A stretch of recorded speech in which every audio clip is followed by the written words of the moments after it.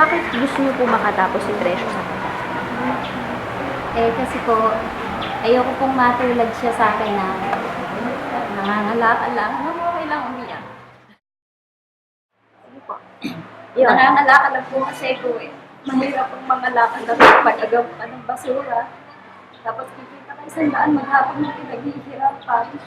Kasi po, hindi po ako nakatapos. Wala po akong mahanap na magandang hanap buhay.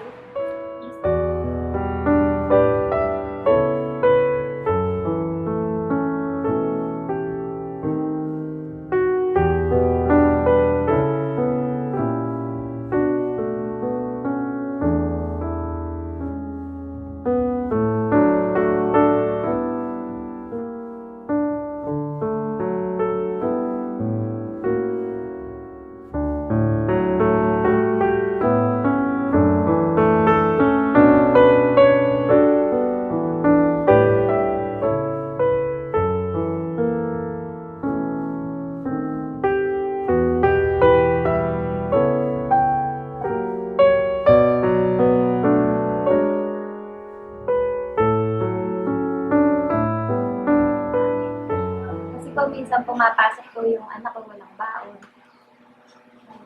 Nakakakain po siya. Nakakapasok po kami kahit wala kaming baon. Napakalaking tulong po talaga. Thank you po.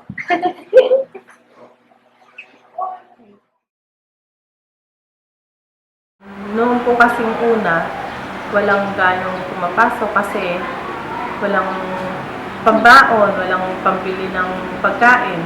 Noon pong kasi yung iba nga po, pagka walang pagkain, di po ba walang pera, nakatingin lang sila sa may kumakain.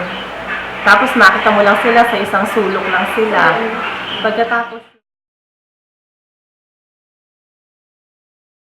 sa part naman po ng namin, parent, nagkaroon kami ng bonding ng mga magulang, nagkaroon ng mga party-party sa mga trabaho, natuto kami ng ganon. Tapos yung nagkaroon ng pamimigay ng mga uniform para sa mga MINDEM, mga beneficiary.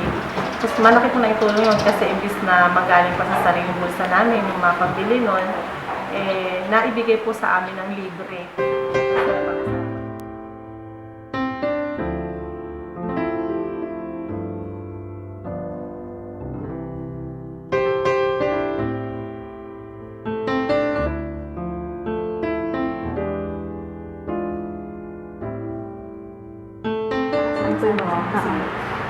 Nung nag-start na siya dito mag-aral sa Head Start, yung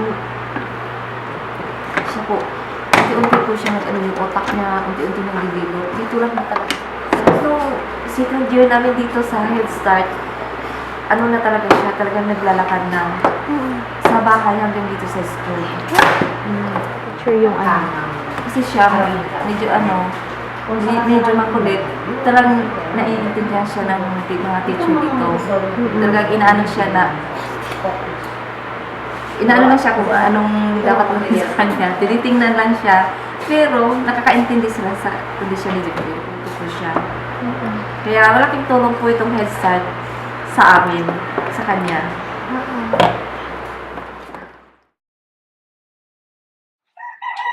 Malaki ang aking pinagalagaan sa kanya sa edukasyon kasi yung ama, wala. Yung mother lang. Pag walang mother ako ang sinusuporta. So, na yun, ako ang Pag wala po ba yung mga libro, hindi po makakabili.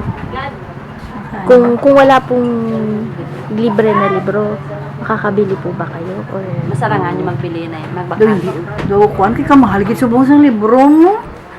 Nami gani subong ang bulig sa libro kay ka mga nagmi, mga mahal pa to tanaw ko, mga nagmi to libro. Mga materials, pag ganyan na to. Oo. Di ano mga mo na yung sa kwarto ninyo? Ayun namin namin itong kwarto nila kay tigaslide gati gano na sila gani naubagit ng sapatos.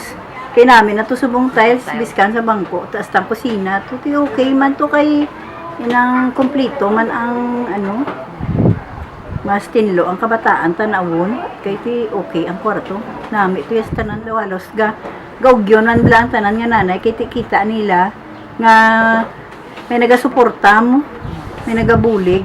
Do hindi na bala mabudlay sa mga kabataan kag sa mga nanay.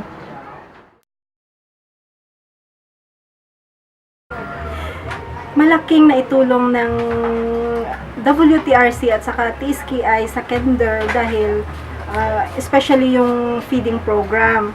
Marami yung kabataan na hindi yung parents hindi makabigay ng pabaon sa anak. Siyempre merong mga bata na